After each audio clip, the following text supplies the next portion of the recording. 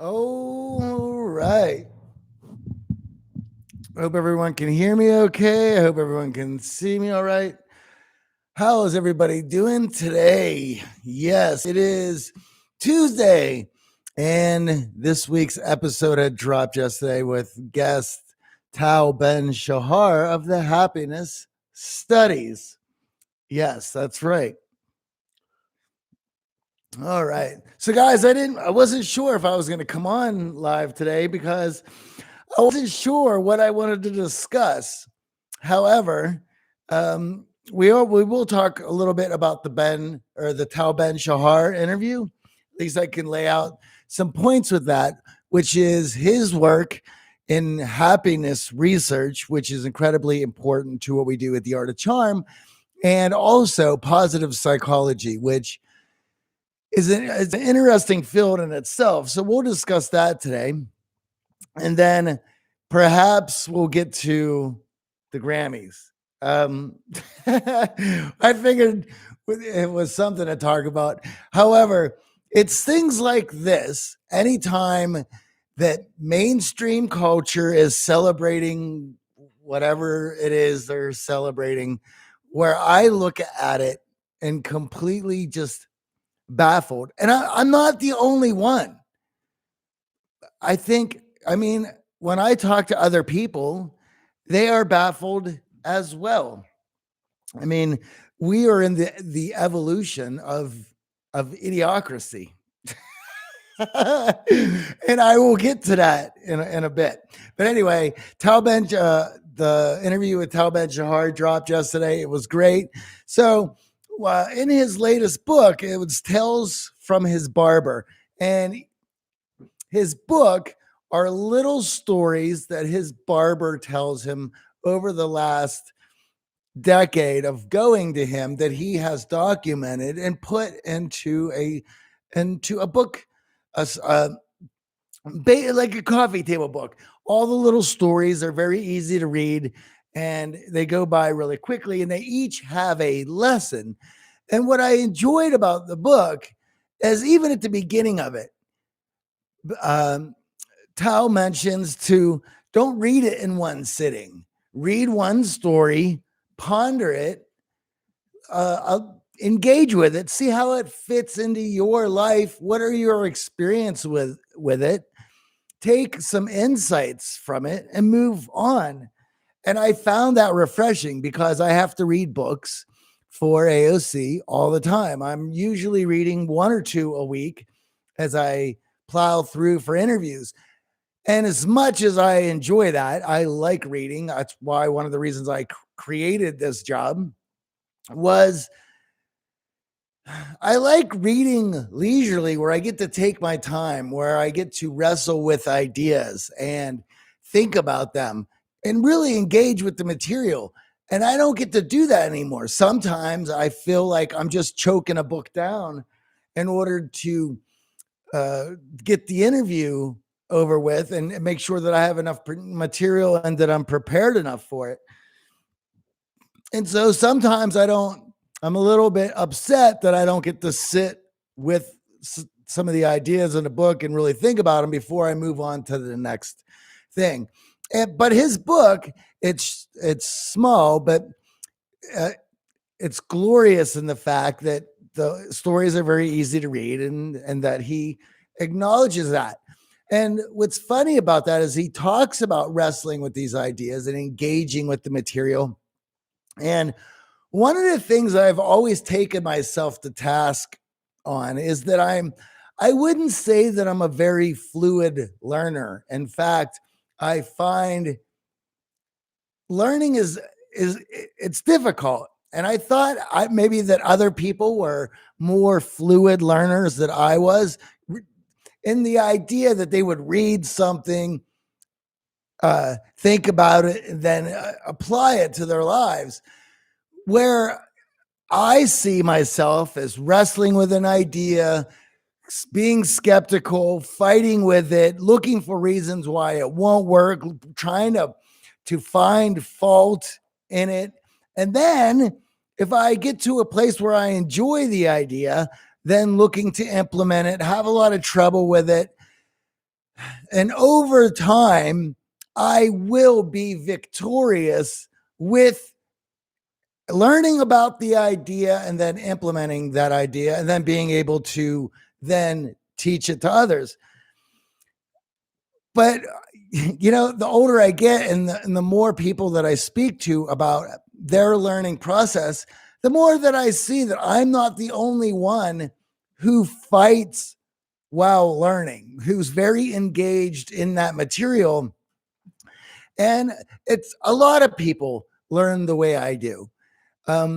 I think some people are a little bit more methodical. Maybe they have a better field of studies discipline that allow them to learn better. Like, for instance, I would think somebody with a science background and understands the scientific method and who's been trained in it would learn much easier, could take a piece of material and go through it in a much easier fashion than I could. At least it appears that way from the outside looking in, right? If I observe somebody else, specifically AJ, I've been working with him with the Art of Charm for 15 years. And I see him, he's very methodical, at least to me, in the way he goes through things. And in fact, he'll even note about my frustrations in the way that I learn. So I think it's a little bit easier for some people, but I think learning, if you're serious about it, it will be a tug of war. It will be a fight. You will get engaged with the material and wrestle with it, and while you consume it. In fact, that's part of the learning process. If you're implementing something new, that means that you had to shut down older ideas that weren't beneficial, that weren't serving you very well, and then replacing it with a newer idea that you're unfamiliar with as you work to get comfortable with that idea. And I think I bring this up because, well, Tal talks about it in his book, but it seems to me that part of happiness is the never ending process of consuming new material, learning, working through it, and implementing it to the part where you understand it well enough to teach it. That is going to be the process. And it goes with exercise. It goes with diet, where things that you implement are challenging, but there is a lot of joy after the fact of you being able to be victorious over that. And I think that's very important. And you should never lose sight of that, because that's going to be very important as you get older. In my family growing up, my dad wasn't a big reader. He'd watch the news, and we all know what that is like now. And I'm sure he found in his own way to be able to continue learning as he had gotten older, but it wasn't such a direct result as learning for the sake of learning. I think for him, it was learning as he got into a new career later in life and he got involved in technology. So there's always things to learn there. But I think he also while he raised my sister and I, rather learning on the fly of being a parent, which I'm certainly not going through that right now, nor do I have any fascination or want or desire to do that. So, for myself, I have to fling myself into learning as a way to stay young, because I'm not doing it just through life in itself. As 47 years old, my dad, married, already going through a divorce, new family. So he was doing plenty of learning on his own as well. So, guys, if you are just popping in, give me a thumbs up, hit the like button. That helps others find the show. As for some of you guys know, I go live every Tuesday, 8:30 Pacific time. If you could hear me all right, see me all right, throw it in the comments in the chat. Let me know. That would help. And we are doing a bunch of new things on this channel. If you guys follow it, you know that I'm redoing thumbnails. I had been doing the SEO in the videos, optimizing that. We've brought in a team to help us with this channel, and I am very excited. One of the reasons that I go live every Tuesday is to practice talking in front of the camera. The 30-minute monologue that I do every Tuesday, though, like today, right now, I got 3 y'all watching, and I appreciate that, and thank you very much. It is an opportunity to be on the fly of talking and going through ideas while looking in the camera, because that is not such an easy thing to do. I don't know how many of you guys have to do that or have tried to do that. I've been doing it for the last year, off and on. I really enjoy it. The whole streaming thing caught my attention because the kids will be on, they'll do 8-hour, 9-hour streams, and kids will watch. I find it fascinating. So to come on for an half an hour, talk to you guys, lay out some ideas, and also talk about some topical items has always been, I really enjoy it.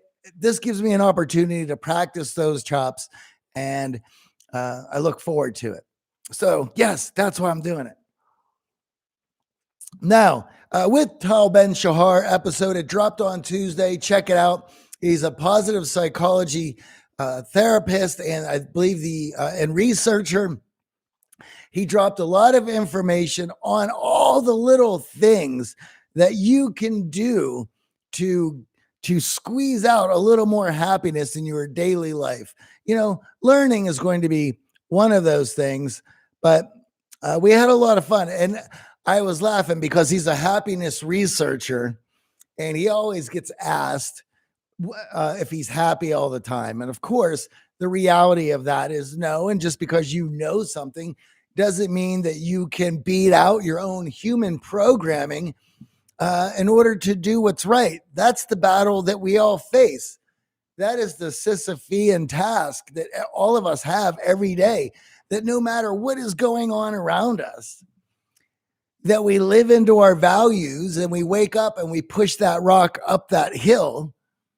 And us who have better tools and tactics to be able to handle life stressors to do that will be victorious. And there's those of us who the daily aggravation of life will eventually get too much and beat us down. So for Tal, he gets asked if he's happy all the time, and we were laughing. No, of course not. We're too emotional of a species to be able to regulate our emotions to that degree and just own them to where we are in control of them at all times. So I was laughing about that because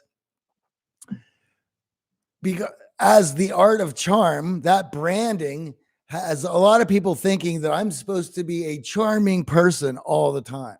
Well, that's not going to happen. And sometimes charming people have to set boundaries. Sometimes charming people have to say no. And for other people who want something to hear no, that's not a very charming thing for them. But I got news for them. Too damn bad. Because the idea of the art of charm was certainly that aspect of socialization, persuasion, and influence, but also understanding the human condition, our human mechanisms, and to be able to act in a high value manner despite of being a human being. And that's incredibly important. There's a lot of people who get these ideas confused. And well, that's what's fun about it. So anyway, I really enjoyed the Tal Ben Shahar interview. He discussed in it all these different things that you can do to maximize your happiness. In fact, we talked about quantizing a lot of aspects in your day to see just where you are. We also discussed having a morning ritual that allows you to enjoy waking up and set yourself up so that you will be productive for the rest of the day. And there is lots of things that you can do first thing in the morning to maximize that happiness. Certainly for myself, I buy great coffee and I work out and I play a podcast, usually Scott Adams in the morning, to hear the news that's going on. And that exercise flushes out the bad chemicals, shakes off the rust from sleep, and starts producing the right chemicals. Where after a cup of coffee and exercise and digesting a bit of the news with Scott Adams' positive spin, I'm pretty excited about starting the day. And for myself, that's incredibly important.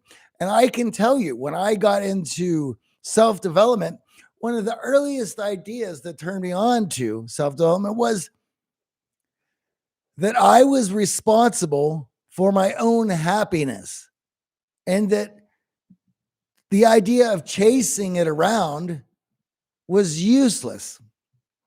And no one told me that before.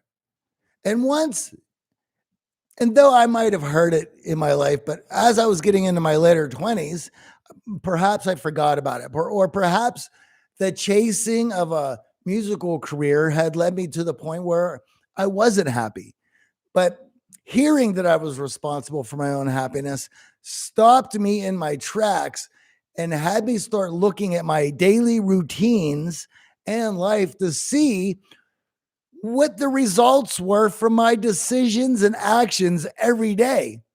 And once I realized that a lot of those decisions and a lot of those actions were not leading me to a place to be happy, well, then I had to start changing them.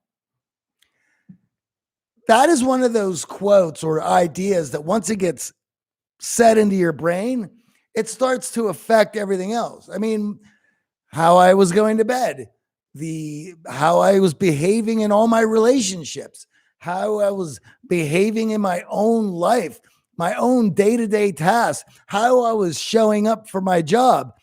Everything became a choice of how I was going to do it because it had a direct effect on my happiness.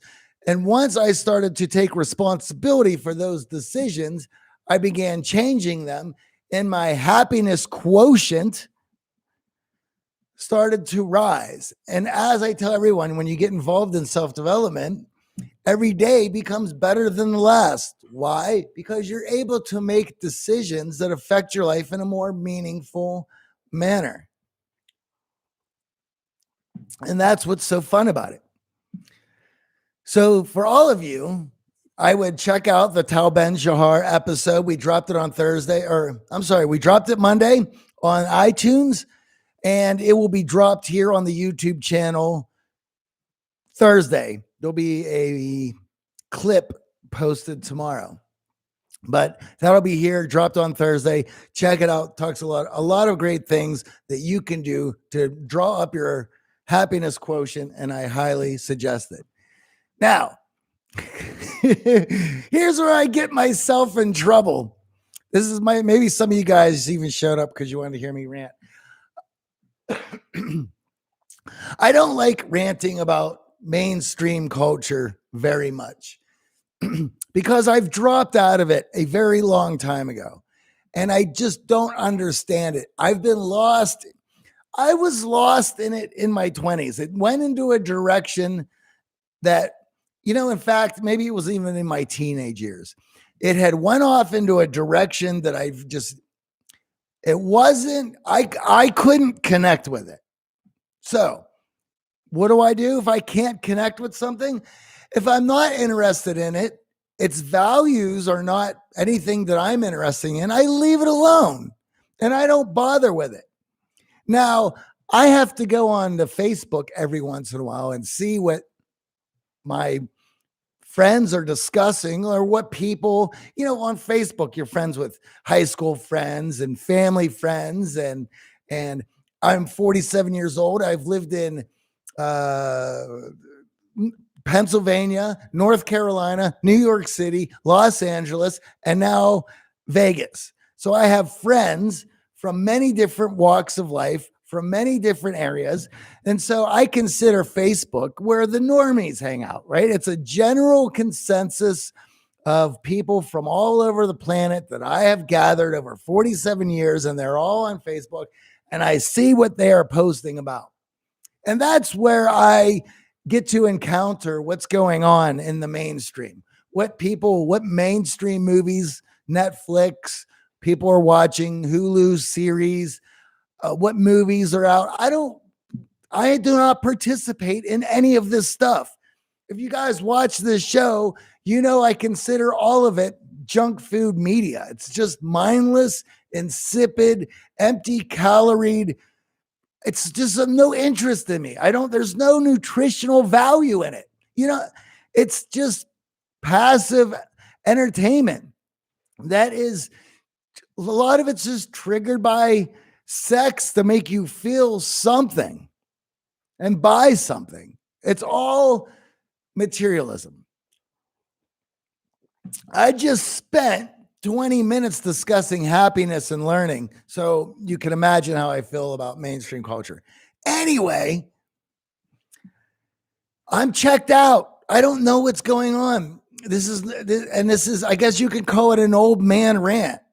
So I guess the Grammys were the other night. And I have to see this stuff. And I've been checked out for so long. Yeah, I know what Cardi B's new song is. I know who Cardi B is only because I go on Facebook every couple days and see what everyone's talking about. And I realize I stick my head out of the ground to see what people are up to. And then I go back to my routines. Well, I got to say, I was not shocked, but just I was speechless at what I had seen as what Grammys were, and I guess Cardi and her song WAP, whatever. I don't want to be Ben Shapiro getting memed because he read the lyrics of that song. As I said, I'm detached from mainstream culture. I don't follow it, but every once in a while I stick my head up, and I was utterly shocked at what I had to watch. It was just a quick clip. I guess my point of it all is every once in a while you got to see what is going on. But I personally don't know anyone who is interested in this. Maida Adams says, why do angry when happiness topic?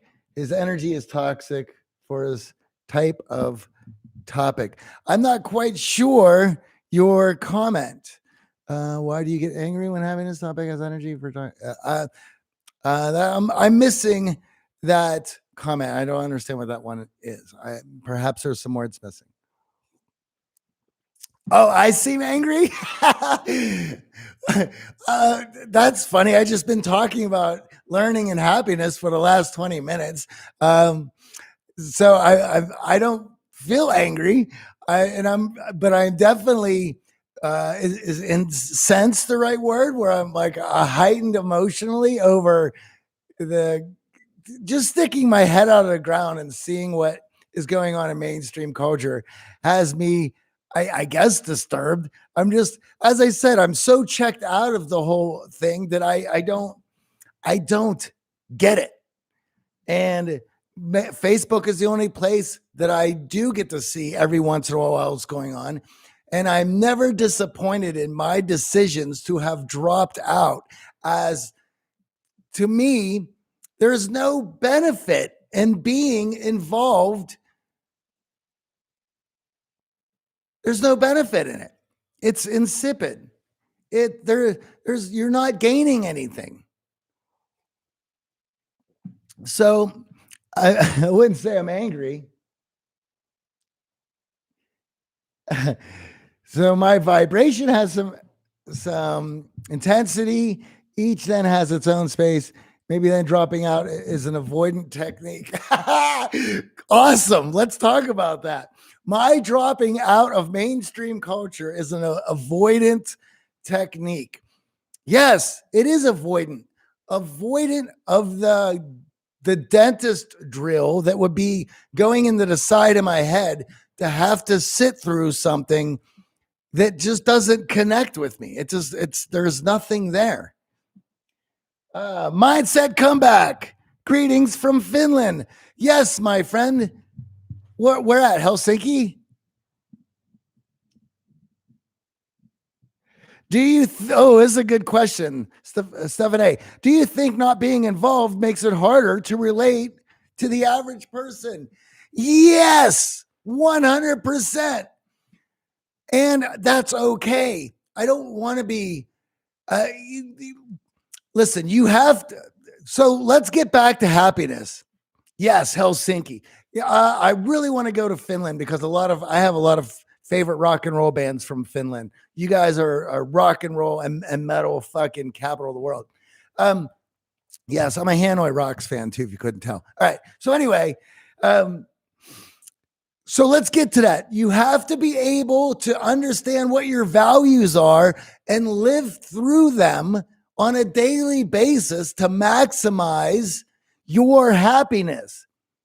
The values that I contribute to that culture are not the values that I'm interested in. Here's my values: humor, not in mainstream culture anymore. Learning, ceaseless learning, not in mainstream culture anymore. Mindfulness, not in mainstream culture anymore. I mean, my core values. Oh, and then health, eating, sleeping, and exercise. These are not mainstream topics. These are values that are my core values that I have to engage in on a daily basis. When you put yourself in an environment where those values are being ignored, I become influenced to go the other direction, or I have to fight that influence. I'd rather not waste my energy fighting those influences that I know are going to lead me to a place that I don't want to be. And I will tell you this, I've been there. I'm a rock and roller. I started building this company in my early 30s. But through all of my 20s, I spent it on the road, playing in rock and roll bands, living that lifestyle. You could imagine what a decade of that had done. Let's see here. You have to excuse me. I don't have my glasses on. So control the content and we consume, curate your content, and embrace mainstream to know how to navigate the vision we want to create. You are creators, so the destiny is yours. Yes, 100%. You have to be able to curate your own experience in life, because without that, you are allowing yourself to be pushed in so many different directions that the paradox of choice alone will put enough anxiety on your own life to bring down your happiness quotient. 100%. Mindset Comeback out of Finland says, what is my opinion on Stoicism? I love it. It's amazing. In fact, Stoicism is the roots of CBT, cognitive behavioral therapy, or emotional response therapy. That idea is from the Greeks. It's Stoicism. It's mindfulness practice. It's the ability to be able to look at your stream of consciousness from an objective place and watch the thoughts go by without becoming emotionally tied to them. And the act of mindfulness is one of diffusion. It has the goal of diffusion, of diffusing your thoughts from your emotions. When you decouple them, it gives you an opportunity to examine your thoughts so that you don't act impulsively. as human beings, if we are subject to our emotions, we are going to find ourselves in a very, we're going to find ourselves in a difficult situation to get out of. The ability to navigate those thoughts and emotions gives us a chance to be able to create something out, to be human beings outside of being a slave to our emotions. All right. So thank you guys for the questions. What's your opinion on the wisdom of the crowd? Are you referring to herd mentality, my friend? And if you are, this is exactly why I don't go along with mainstream culture. I am not interested in what the herd is doing. I'm not interested in what makes the herd happy. I have my own decisions to make. And unfortunately, that makes me an outcast or an outsider. Anytime that you start making decisions for yourself and for your own happiness, for through your own values, it puts you on a separate path from the herd. And it makes things a bit difficult because you have a sense of feeling safe when you live in the herd. When you're outside of it, you run the risk of feeling alienated. However, all you need is a few good friends who are tied to those same values that you are, and you'll never feel alone. In fact, the friendships, the connections, and the relationships that you have will be better off for you, be more productive. Do you think it applies to Southern popular culture? Yes, I think I just answered that question. Thank you, Stefan. Ooh, mindset comeback asked CBT and ACT, which is better? Wonderful question. I personally believe that a combination of both of them is some of the most powerful tools that you can use on your own mind to navigate your life in order to reach successes and happiness and fulfilling relationships that you deserve. And I think it takes a combination of both of those. In our classrooms, on all the stuff that we do at the Art of Charm, you will see heavy doses of ACT and CBT. CBT was the first one that I was exposed to. ACT has been relatively new. And if you go through our channel, you will find multiple interviews with Stephen Hayes and Russ Harris discussing ACT. I talk about core values all the time. This is another ACT concept, but all of those combined, both of those combined, I think are the magic tool. When you work and ACT, you tend to be biased towards you favor, right? If you are steeped in CBT, you're going to favor that. I didn't go to school for either of those. I've studied both of them throughout the last 15 years of doing the Art of Charm, and I've interviewed everybody, and we've used those concepts. I've used them with myself in our classrooms. So I enjoy and find purpose in both of them. So there you go. And in fact, if you go through our Toolbox episodes and the interviews in our YouTube, you will find healthy, hearty, and productive discussions on the merits of both and which aspects of both you should use in your own life. So I hope that helps, Mindset Comeback. And thank you for the question all the way from Helsinki. All right, guys, I'm over time. Wow. I wasn't expecting much. Hit the like,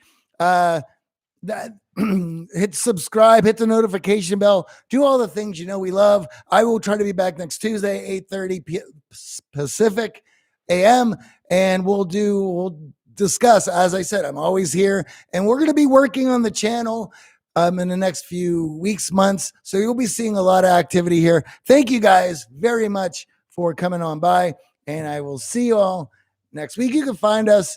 Make sure you go to our our other social media, Twitter, Instagram. I handle all that stuff and put up good stuff. Plenty of ACT and CBT on all of those. All right, guys. You have a wonderful day. Thank you, Mindset Coach. You guys are awesome. Cheers.